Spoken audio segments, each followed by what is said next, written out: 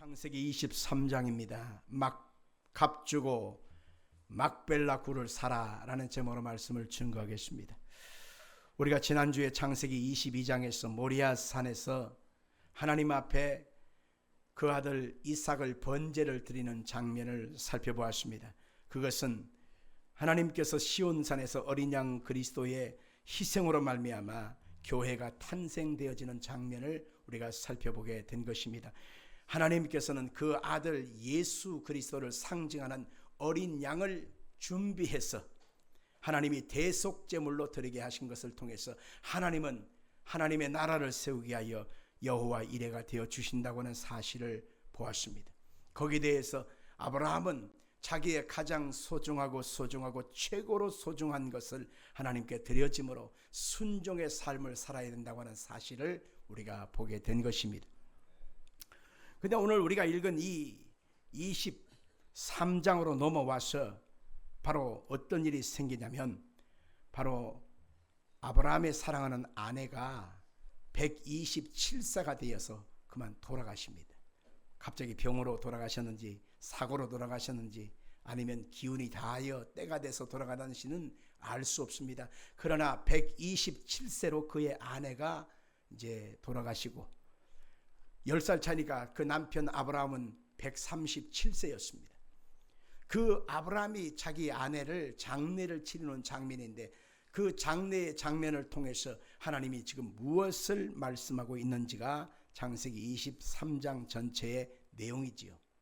그런데 23장이 시작되기 전에 창세기 22장 끝부분 한 단락에 뜬금없이 뭐가 등장하냐면 아브라함의 동생 나홀의 족보가 잠깐 등장한다라고 하는 것입니다. 아브라함과 나홀은 형제지간입니다. 아브라함의 형제는 삼형제거든요. 첫째 아들이 하란, 둘째 아들이 아브라함, 세 번째 아들이 나홀이에요. 근데 큰아들 하란은 아버지보다 먼저 돌아가십니다. 그리고 그가 일남 2녀를 3남매를 낳고 돌아가시는데 그 아들이 바로 우리가 아브라함의 조카인 롯이었어요. 롯. 그리고 큰 딸이 바로 나홀이 나중에 이제 장가되게 되는데 그 딸이 바로 나홀한테 시집을 가게 되는 것이죠. 근데 아브라함의 동생 나홀 그리고 큰아들 하란의 딸이 결혼하면 삼촌과 조카 사이가 결혼하는 거잖아요. 지금 생각하면 있을 수도 없고 생각할 수도 없는 일이지 않습니까? 그런데 출애굽기 20장에 보면 모세의 율법 10계명이 우리 가운데 증거가 되고 나서 우리 가운데 이제 그런 일이 없어졌거든요. 혈족 간에 사촌 간에 결혼하는 일이 그다음부터는 없어진 거예요. 그러나 모세 율법 전에는 사촌 간의 결혼이 있었다라고 하는 것으로 우리가 한번 생각해 볼 수가 있는 것입니다. 그러니까 이 나홀이라고 하는 막내 삼촌과 큰 아들이었던 하란의 딸이 결혼을 하게 돼요. 그 결혼 속에서 나온 자식이 누구냐면 바로 나중에 이삭이라고 하는 아들과 결혼하는 리브가가 나오게 된단 말입니다. 그래서 이 리브가와 아브라함의 아들 이삭이 나중에 결혼을 하게 되는데 우리가 다음 장 창세기 24장에 우리가 결혼하는 장면이 이제 나오게 되는데 하나같이 나온 이 내용들의 속에서 하나님은 계획이 없고 뜻이 없다면 쓸데없다면 성경에 기록할 이유가 없단 말입니다. 이 나홀이라고 하는 사람의 족보가 간략하게 창세기 22장 끝단락에 잠깐 쓰여진 이유가 뭐냐, 그 이유를 알 필요가 있는 것입니다. 우리가 잘 알듯이 아브라함의 부인 사라가 지금 23장에서 지금 127세에 돌아가셨단 말입니다. 그러니까 사라가 어떤 존재였냐면 아브라함과 연합하여 하나님의 나라를 세우고 가문 속에 민족 속에 하나님의 그 신앙을 잘 이어져 가는 그런 안주인으로서의 사명을 사라가 지금까지 잘 감당해 왔습니다. 그런데 사라가 이제 갑자기 이제 돌아가시고 나았어요. 그러니까 그 안주인 된 여주인의 그 몫이 그 공간이 비어버리게 됐지 않습니까? 하나님께서 그래서 그 사라의 몫을 감당하고 그 믿음의 안주인으로서의 사명을 감당할 사람을 위하여 하나님께서 준비하신 사람이 있다. 그게 누구냐? 나홀의 자식으로 태어난 리브가가 준비되어 있다. 그래서 그 리브가와 함께 이삭이 창세기 24장에 결혼하게 되는 것입니다. 그래서 리브가를 하나님이 계획하셨고 리브가를 준비하셨고 리브가를 통해서 하나님의 놀라운 나라가 이루어지게 될 거니까 걱정하지 말라는 것입니다. 그러니까 하나님의 계획, 하나님의 이루심, 하나님의 준비하심을 주님께서 보여주기 위하여 나홀의 그 족보를 잠깐 기록해 놓으셨고 우리 가운데 알려주고 있다, 그 얘기인 것입니다. 하나님께서는 사라라고 하는 믿음의 사람, 이 사람의 신앙의 그 자치, 그 흔적이 얼마나 중요한지 몰라요. 그래서 하나님은 그냥 무턱대고 되는 대로, 하나님은 없어도 그만, 있어도 그만 이렇게 하지 아니하고 하나님은 철저하게 계획 속에 하나님의 뜻을 이루기 위하여 주님은 계획하시고 준비하시고 일을 행하고 계획하시고 하나님의 역사를 이루어 가신다라고 하는 것을 알 수가 있는 것입니다.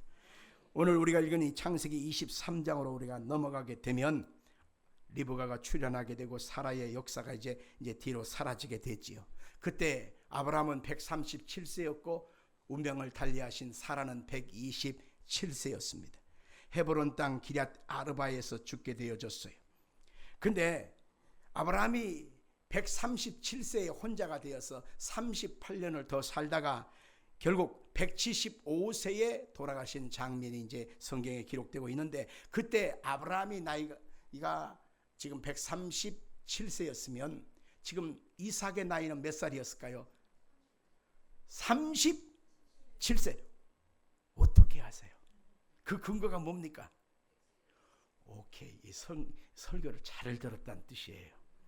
100세에 이삭을 낳았기 때문에 지금 현재 그의 아버지 나이가 137세였으면 37살 나이가 되고 37년 동안 아버지와 함께 살았던 것입니다. 그리고 이삭이 37살에 결혼해서 그때 이제 살았고 3년 뒤에 40세가 되어서 리브가와 결혼을 하거든요. 그리고 20년이 지난 다음에 60세에 이제 이삭이가 아들을 낳지요. 그 야곱과 에서를 낳게 되는 것입니다. 그러니까 아버지와 지금 몇 년을 살고 있느냐? 바로 그 아버지와 함께, 그 할아버지와 함께 60년간 그 야곱은 아버지의 신앙, 할아버지의 신앙을 계속 이어받고 살았다는 것입니다. 여기서 우리는 뭘 하나 볼 수 있어야 되느냐면 하나님께서는 그 부모와 또 할머니와 같은 시대를 우리가 살고 있지 않습니까?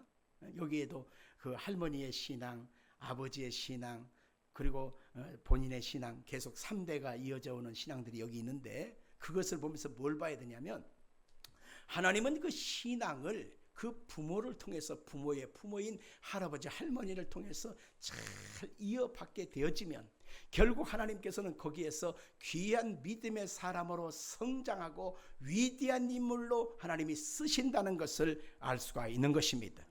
아브라함은요, 그의 인생과 삶을 살아갈 때에 항상 떠돌이의 인생을 살았습니다. 정착지가 없었습니다. 갈대아 우르에서 하나님이 불러냈습니다. 그리고 그가 애굽으로 내려가기도 하고 다시 하나님이 그랄 땅으로 인도하기도 하고, 그랄 땅에서 하나님이 다시 지금 기럇 아르바 헤브론 땅으로 인도하기도 하고, 끊임없이 하나님이 보따리를 싸게 해서 움직여가는 것을 봅니다. 이스라엘 백성들이 광야로 나왔을 때 몇 번 가냐? 42번을 광야길에서 40년간에 걸쳐서 42번을 이사를 다닙니다. 그 이사 다님을 통해서 하나님이 그들에게 지금 무엇을 하느냐면 너희의 인생은 이곳이 정착지가 아니라는 것입니다. 너희는 지금 나그네와 행인처럼 지금 잠깐 왔다가 잠깐 머물지만은 너희들이 지금 영원히 거할 곳은 이 땅이 아니라 하나님이 예비하신 본향 땅, 천국이 너희의 영원한 본향 땅이라고 하나님이 알려주고 있는 것입니다. 같이 볼까요? 내가 지금 사는 땅은 나그네의 땅이다. 나의 영원한 본향은 어디요? 천국이라는 사실을 지금 아브라함한테 알려주고 있는 것입니다. 자, 성경에 보니까 끊임없이 믿음의 사람들은 나의 인생길은 나그네의 인생길이라고 말하고 있습니다. 4절에 보니까 아브라함이 자기를 가리켜서 나의 인생은 나그네에 우구하는 자라고 말하고 있습니다. 야곱도 나의 인생은 나그네 길이었다고 말하고 있습니다. 다윗도 자기 자신을 가리켜서 나그네 길이었다고 말하고 있습니다. 시편 39편 12절 같이 읽겠습니다. 여호와여 나의 기도를 들으시며 나의 부르짖음에 귀를 기울이소서. 내가 눈물을 흘릴 때에 잠잠하지 마시옵고 나는 주와 함께 있는 나그네이며 나의 모든 조상들처럼 또도나이다. 아멘. 최희준이라고 하는 옛날 오래되신 가수 이분이 계십니다. 이분은 서울대학교를 나온 아주 공부 많이 하신 분입니다. 근데 이분이 큰 환난을 당해서 고난 속에서 하나님을 다시 믿게 됐어요.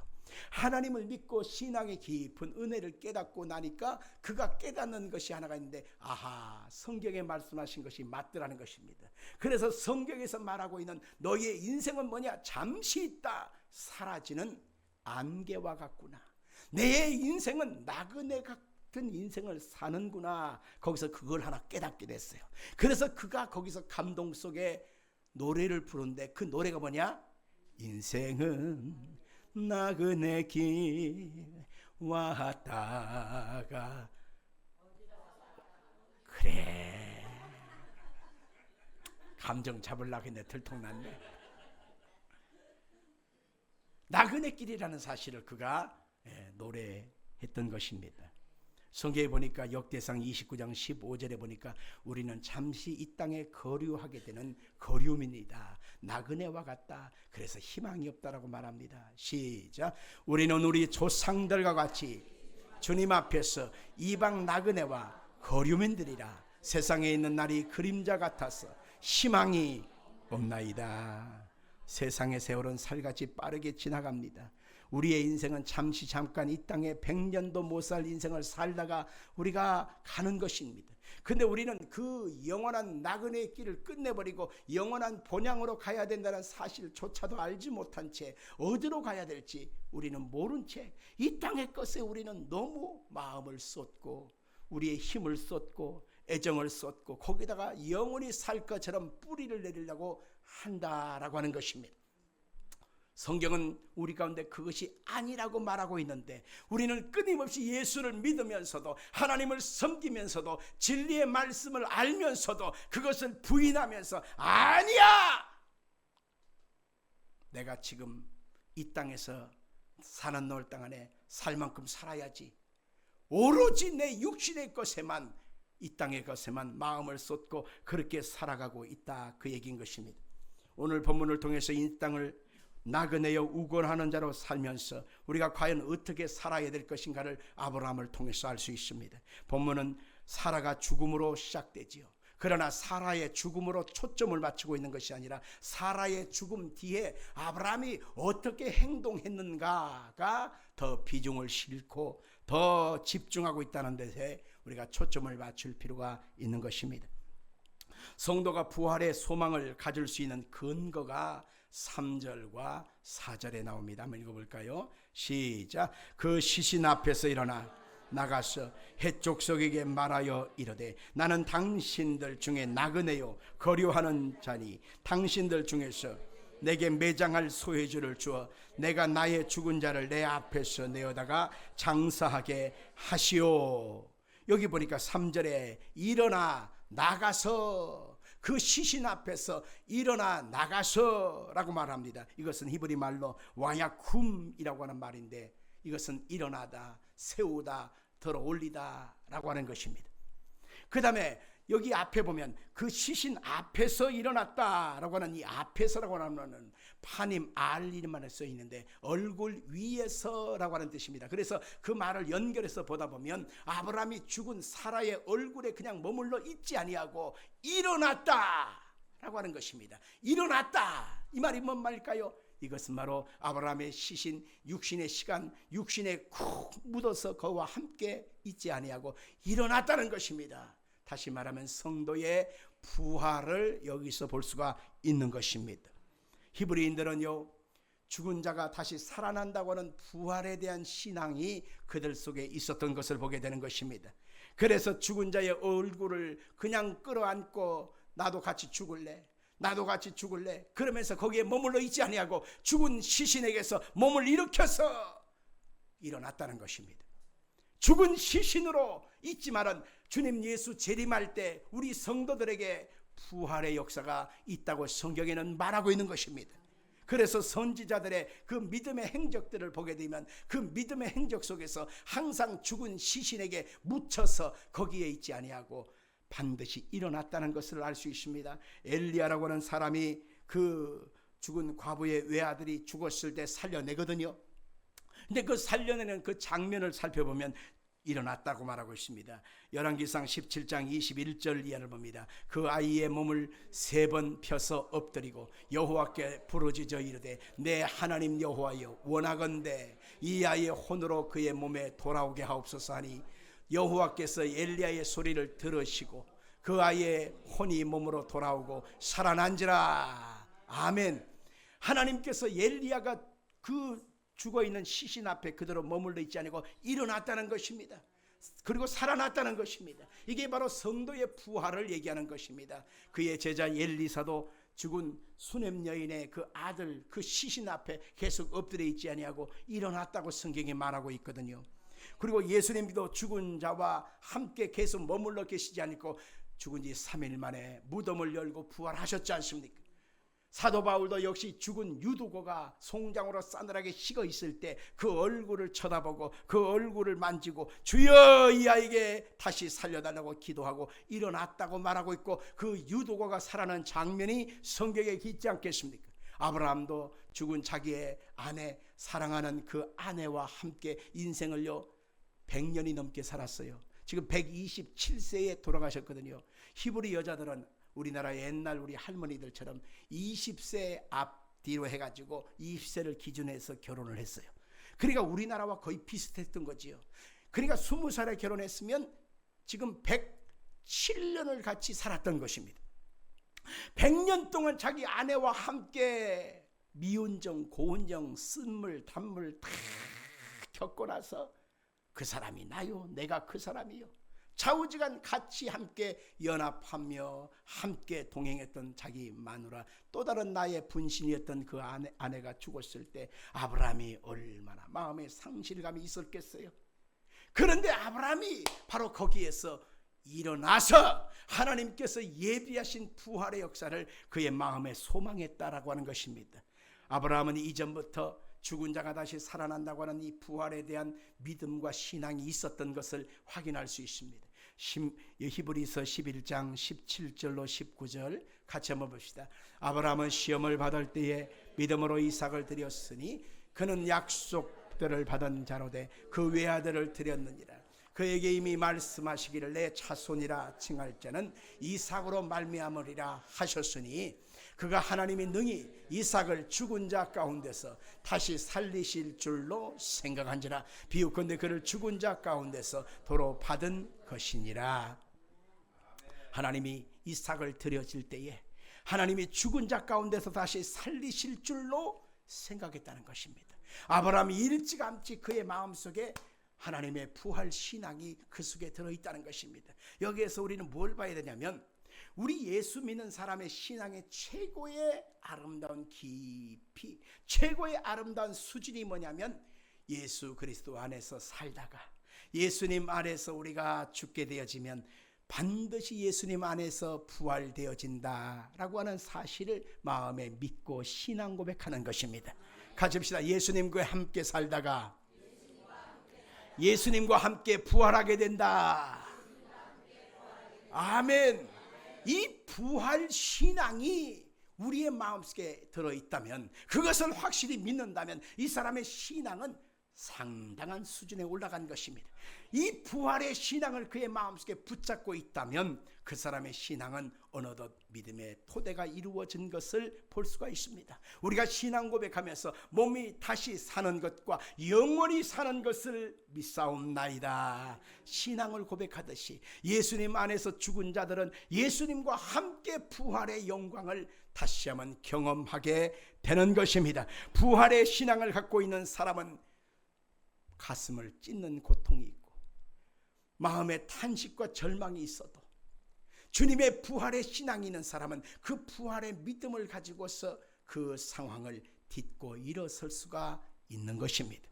우리 한번 2절을 다시 한번 읽어보겠습니다. 2절 시작. 사라가 가나안 땅 헤브론 곧 기럇 아르바에서 죽음에 아브라함이 들어가서 사라를 위하여 슬퍼하며 애통하다가, 여기에서 우리는 슬퍼하며 애통하다라고 하는 말이 같은 뜻, 같은 의미, 같은 상황으로만 보지만 히브리 뜻에서 보면 굉장히 다른 표현이 있어요.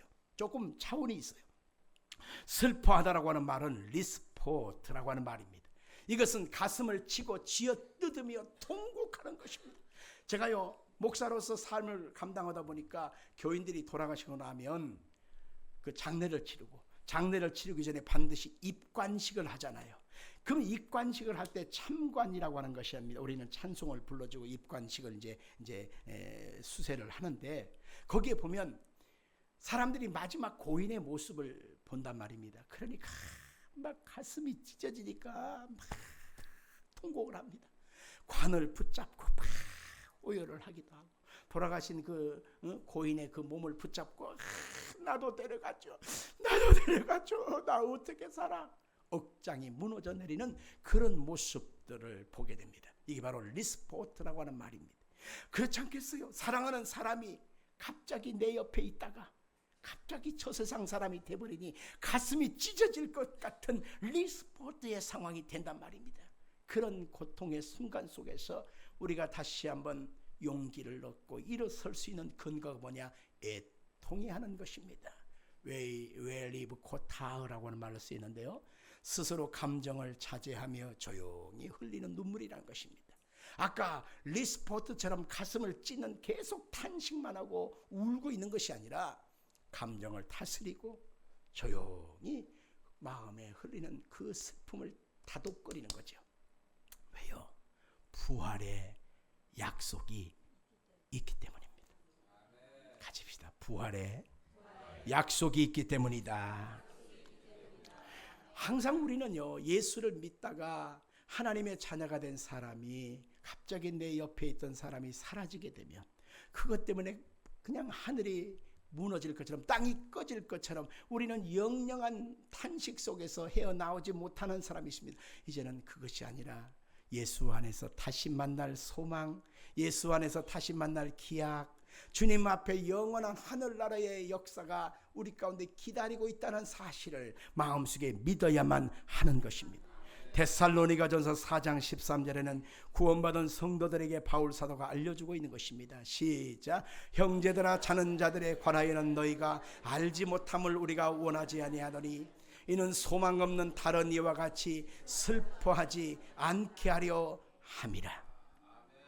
우리는 부활의 약속이 있고 부활의 소망이 있기 때문에 우리는 주님 안에서 이 순간으로 영원히 지속되는 것이 아니라 주님 안에서 부활의 생명과 함께 다시 만날 기약이 있고 그 놀라운 천국의 약속이기 때문에 우리는 승리할 수가 있는 것입니다. 이 부활의 소망과 이 부활의 약속이 있기 때문에 오늘 하루의 고난, 오늘 하루의 죽음과 같은 절망의 순간을 우리가 딛고 일어설 수 있는 용기가 생기는 것입니다. 그래서 그리스도 예수 안에서 심지어는 죽은 자들도 복이 있다 그랬습니다. 죽음 자체는 슬픔이요 비극이요 고통이지만 예수님 안에서의 죽은 자들은 그래서 복이 있다라고 말하고 있습니다. 성경 시편 116편 15절, 계시록 14장 13절 같이 읽습니다. 그의 경건한 자들의 죽음은 여호와께서 보시기에 귀중한 것이로다. 또 내가 들으니 하늘에서 음성이 나서 이르되 기록하라. 지금 이후로 주 안에서 죽는 자들은 복이 있도다 하시매 성령이 이르시되 그러하다. 그들의 수고를 그치고 쉬리니 이는 그들의 행한 일이 따름이라 하시더라. 아멘. 제가요 한 3주 전에 저희 동기 목사님 그 아들을 만났습니다. 어느 교회 가서 예배를 드렸는데 그 예배 자리에 그 아들이 그 자리에 찾아온 거예요. 어쩐 일이냐? 보니까 그 아들이 신학생이었는데 지금 목사님이 되셨더라고요. 근데 그 아버지가 주님을 섬기며 목사로서 교회를 세웠는데 늙음하게 그냥 몸에 병이 생겼어요. 우리 교회도 예전에 한번 오셨던 것으로 기억나는데 이준영 목사님입니다. 근데 이분이 늙음하게 병이 들어가지고 온갖 합병증이 들어가지고 한 2년을 병원에서 고생하다가 돈도 많이 쓰고 그리고 돌아가셨거든요. 그러고 이제 어떻게 하다 연락이 안 되었는데 그 아들 된 목사님이 그 자리에 왔어요. 얼마나 반가운지. 근데 살아생전 아버지보다 더 털도 좋고 얼굴도 환한 게 은혜가 막 넘치는 거예요. 어떻게 너 지금 목회하고 있냐? 그러니까 아버지가 그 세우신 교회에 계속 목사님이 되어 있습니다. 그러냐? 어떻게 그때 있던 성도들도 같이 있니? 그러니까 뭐 계실 분은 다 계십니다. 그러니 훌륭하다, 멋지다, 너무너무 귀하다. 제가 거기서 뭘 깨달았냐면 예수님 안에서 우리가 수고하고 섬기며 예수님 안에서 심고 헌신한 것, 그것은 다 사라지고 없어지는 것이 아니라 반드시 그것이 아름답고 선한 열매를 맺게 되어 있다는 것입니다. 어찌 보면 당사자는 몸에 병이 들어서 긴 고통 속에서 인생의 수고를 마쳤지만은 하나님이 그것으로 끝나지 않고 그 아름다운 열매들이 자녀들에게 맺게 하신 모습을 보면서 그렇지, 하나님은 이렇게 하시는 분이지, 그것을 알게 되었습니다. 우리 예수 믿는 사람들이 우리가 예수를 믿으면서 살아가는 모든 수고의 과정과 헌신의 과정과 섬김의 과정 속에서 하나님이 그 모든 것을 아름답게 기억하고 계시고 아름다운 열매를 반드시 맺게 하신다는 사실을 믿길 바랍니다. 예수 안에서의 죽음조차도 하나님 앞에 복되게 되고 그 죽음 뒤에 부활의 영광으로 채우실 그 하나님이 지금 여러분과 함께 계시는 것입니다. 아브라함이 자기 아내가 죽었습니다. 근데 그 죽음의 순간에 그는 계속 슬픔 속에 머물러 있지 아니하고 일어났습니다. 그러고 나서 어디로 가느냐? 헤브론 땅을 찾아갑니다. 그 헤브론 땅엔요, 그 당시에는 기럇 아르바라고 하는 이름으로 불려졌는데 그 땅은 헷족속이라고 하는 사람들이 그 땅을 차지하고 살았습니다. 거기 가서 내 아내의 장례를 치르게 되었습니다. 그러니 이 땅을 내게 파시오라고 이제 의뢰를 하게 됩니다. 근데 그 당시에 헷족속과 아브라함은 친한 아주 친분이 좋았습니다. 그러니까 부탁해서 그냥 얻을 수도 있는 거예요. 얻을 수도 있는데 아브라함은 굳이 아니라는 거네요. 거기에서 자기의 돈 은 400세겔을 달아다 거액을 주고 그 땅을 차지합니다. 그 땅을 삽니다. 그리고 그 굴 막벨라라고 하는 굴에다가 자기 아내를 장례를 잘 치르게 되는 장면이 후반절에 나와 있다는 것입니다. 이것이 바로 무엇을 상징하느냐? 예수를 믿고 하나님을 섬기면서 영원한 본향을 바라보는 사람, 천국을 바라보는 사람들이 이 땅에서 잠깐 거느리게 되어지는 교회 생활을 거기서 볼 수가 있는 것입니다. 주님께서 그 막벨라 굴을 그냥 대충 해서 사지 않습니다. 그냥 얻지 않습니다. 공짜로 가져오지 않습니다. 그것을 은을 주고 400세겔을 지불하고 그 막벨라 굴을 값주고 샀습니다. 이것은 바로 주님의 교회가 그냥 세워진 것이 아니라는 것입니다. 예수님께서 십자가에 몸을 찢고 피 흘려 죽으셔서 이 땅에 하나님의 나라를 이 땅에 세우셨습니다. 그게 바로 값주고 사신 교회인 것입니다. 아멘 합시다. 값주고 산 그 교회 속에서 우리가 육신이 머무는 동안에 우리가 함께 예배드리고 찬양하고 은혜를 받고 섬기고 마음을 털어놓고 하나님의 은총을 구하게 되어져 있는 것입니다. 아멘 합시다. 우리는 공짜에 너무 익숙하다 보니까 하나님 앞에서 우리가 은혜, 구원, 천국, 예수 믿으면 거저 주는 은혜라고 하는 것을 우리가 알다 보니까 교회의 탄생과 교회가 어떻게 되어지는 것에 대해서는 우리가 조금 착각할 때가 있습니다. 여러분, 교회가 이 땅에 세워지기 위하여 값주고 사신 예수님의 헌신이 있었기 때문에 교회가 세워질 수 있는 거예요. 그 교회와 그 생명의 시간 속에서 우리가 함께 가는 것입니다. 태어날 때 목사가 가서 어린아이를, 핏덩이 된 어린아이를 축복해 줍니다. 그리고 그 어린아이가 초등학교 들어가면 초등학교 간 것을 축복해 줍니다. 중학교 가면 중학교 갔다고 축복해 주고, 고등학교, 대학교 가면 또 축복해 주고, 회사에 진입하면 또 회사 들어가 또 축복해 주고, 결혼하면 또 주례를 서주고. 할렐루야. 그 다음에 회갑되고 칠순되고 팔순되면 가서 또 축복해 드리고. 할렐루야. 이제 이 생을 마치게 되어지면 어떻겠습니까?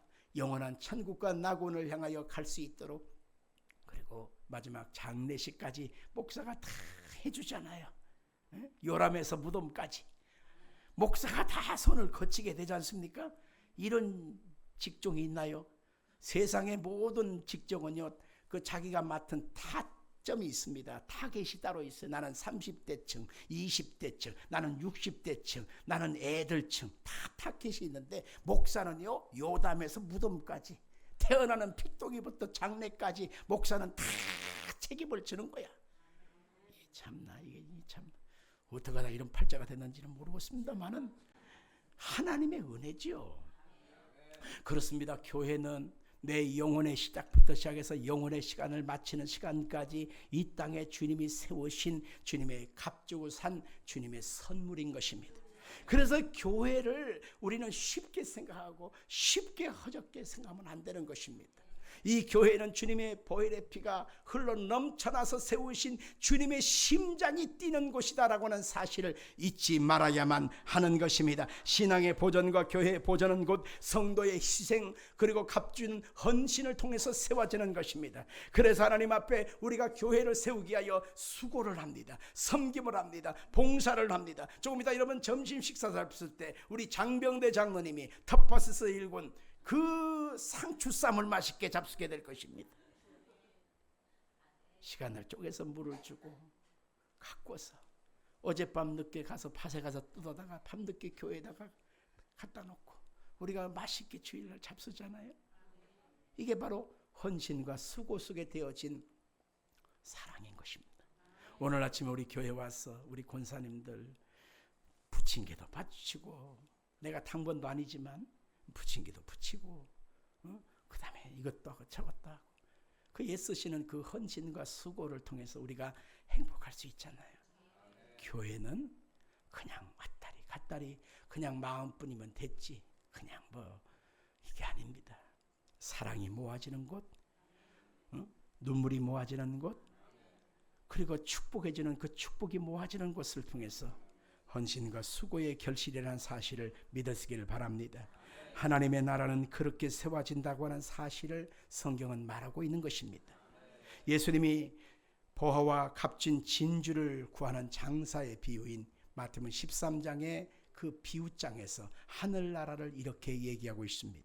우리 한번 마태복음 13장 44절 이하를 같이 보겠습니다. 시작. 천국은 마치 밭에 감추인 포화와 같으니 사람이 이를 발견한 후 숨겨두고 기뻐하며 돌아가서 자기의 소유를 다 팔아 그 밭을 샀느니라. 또 천국은 마치 좋은 진주를 구하는 장사와 같으니 극히 값진 진주 하나를 발견함에 가서 자기의 소유를 다 팔아 그 진주를 샀느니라.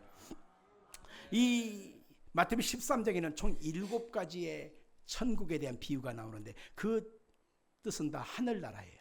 그 중에서 오늘 이 2가지의 비유는 같은 뜻을 담고 있는데, 어떤 사람이 밭에서 남의 밭을 소작하다가 보화를 발견했습니다. 그런데 그 밭 주인까지 자기 건 아니거든. 그래서 그 보화를 얻기 위하여 집에 돌아가서 자기의 소유를 다 팔아 그 밭 전체를 사버렸습니다. 그리고 거기에 묻혀있던 보화를, 보물단지를 차지했다는 것입니다. 어떤 사람이 값진 진주, 최고의 진주를 구하는 장사꾼이 있었는데 그 사람이 진주를 발견했습니다. 최고를 발견했습니다. 그래서 자기의 집을 다 팔아서 그 진주를 사버렸다는 것입니다. 이게 하늘나라인 것입니다. 신앙생활은 바로 이와 같다는 것입니다. 우리가 값진 진주와 같고 값진 보화와 같은 예수를 발견했습니다. 하늘나라를 발견했습니다. 하나님의 역사를 발견했습니다. 그러면 어찌해야 되느냐? 방관만 하고 침만 꿀떡꿀떡 삼키면서 아이고 내 것에 됐으면 좋겠다, 이게 아니라 공통점이 뭐냐면, 발견했다면 자기의 모든 소유를 다 팔아 그것을 차지하라는 것입니다. 하늘나라를 발견했다면 그 하늘나라를 얻게 하여 내 마음을 다하고 뜻을 다하고 힘을 다하고 정성을 다하여 그 밭을 차지한 것처럼, 진주를 차지한 것처럼 예수를 꽉 붙잡아야 한다는 것입니다. 하늘나라의 소망을 붙잡아야 한다는 것입니다. 이게 바로 하늘나라를 선택한 부활의 역사를 발견한 사람들의 태도인 것입니다. 북한에 가서 지하교회 성도들에게 복음을 전하고 전도하는 목사님이 있었습니다. 북한 지하교회에서 발견되게만 하면 그냥 총살시키는 그 핍박 속에서 신앙생활하고 있는 그 성도들한테 남한 성도들이 원하는 메시지가 통할 것 같습니까? 통하지 않습니다. 그들에게 축복받습니다. 하나님은 잘되게 해줍니다. 하나님은 복을 받게 합니다. 아파트도 주시고 땅도 주시고 직장도 주십니다. 그러니 하나님 앞에 우리가 믿음 생활합시다. 이게 안 통해요. 왜? 북한은 핍박 그리고 죽임을 당하는, 목숨을 걸고 하는 곳이기 때문에 지금 당장 우리에게 필요한 그 한두 가지의 무엇은 욕구를 가지고 신앙생활하는 것은 아닙니다. 근데 그들이 지하교회에서 무덤 속에서 예배드리기도 하고 지하실에서 예배드리기도 하고 소리내어 찬송도 못하고 기도도 못하는 그 핍박 속에서 숨을 죽이며 기도하는 그들의 신앙 속에서 그들이 한 가지 붙잡는 것이 있습니다. 그게 바로 뭐냐면, 예수 그리스도를 믿으면 부활의 영광이 있다. 예수 그리스도를 믿게 되면 하늘나라의 약속이 있다. 예수님과 함께하는 사람에게 천국이 기다리고 있다. 그 사실을 마음에 고대하고 그것을 포기할 수 없기 때문에 핍박 속에서도 생명의 위기 속에서도 그들은 예수를 꽉 붙잡고 살아갑니다. 아멘 하십시다. 성도 여러분들, 오늘 창세기 23장은 우리 가운데 그것을 알려주고 있는 것입니다. 우리가 예수 그리스도를 발견한 자가 되었기 때문에, 주님의 약속의 천국 부활의 소망을 발견한 자가 되었기 때문에 값을 주고 막벨라 굴을 사는 아브라함의 심정처럼 예수 그리스도를 붙잡고 예수 그리스도를 놓치지 않게 하여 내 것을 뒤로 하고 하나님의 나라와 의를 먼저 구하는 여러분 되어야만 하는 것입니다. 오늘 여러분에게 주의 은혜가 넘쳐나기를 예수 이름으로 축원합니다. 살아계신 아버지 하나님,